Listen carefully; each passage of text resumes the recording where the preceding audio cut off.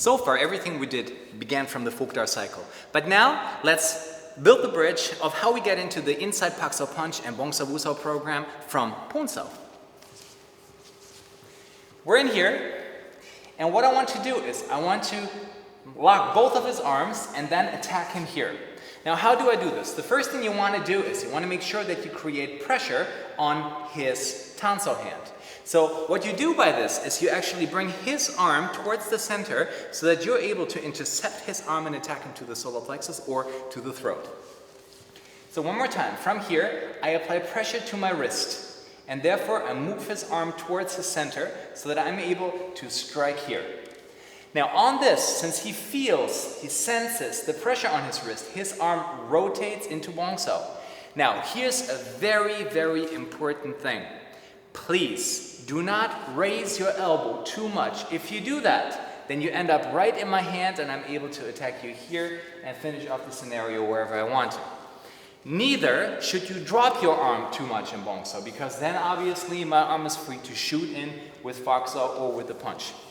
But what you want to do is that everything, imagine there would be a water line running through the center of his arm.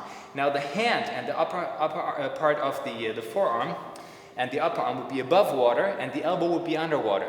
So the second he builds the Bong Sao, everything that was below water is now on top of the water, and everything that was on top of the water is now below. So you really want to make sure that you rotate, there we go, according to where you get the pressure, okay? You do not want to raise it too much so I can actually feel that it's here and then use it against you again. So after this, since the Bong Sao always moves inwards, his arm will bring my arm to his wrist.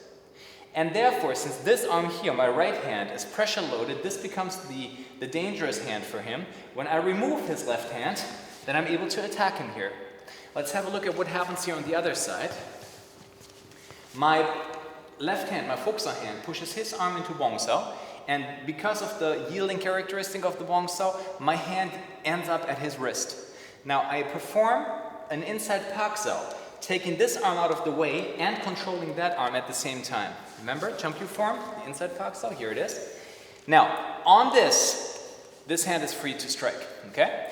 Now, obviously, he doesn't want to get hit, so he feels the pressure here, and he builds a Bong Sao on this side and a Woo Sao on that side. Now, what many people do is when they build the Woo Sao is they have the elbow very high, which enables me to shoot in from the inside. So you want to make sure that you really bring your elbow in the way that you're doing it in the third set of the Siam Tao frame. It's nice and narrow. It's not as wide, it's not as narrow as here, okay? One more time. I attack here. His arm rotates into Bong Sao. Bong Sao Woo Sao is being built, and he brings the arm in so that it's impossible for me to shoot in here.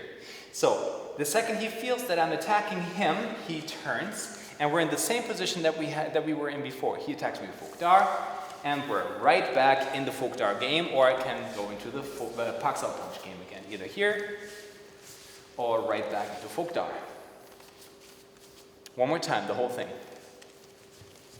We're here, I attack him, and we're back in Folk Dar. Okay, let's practice this for a while.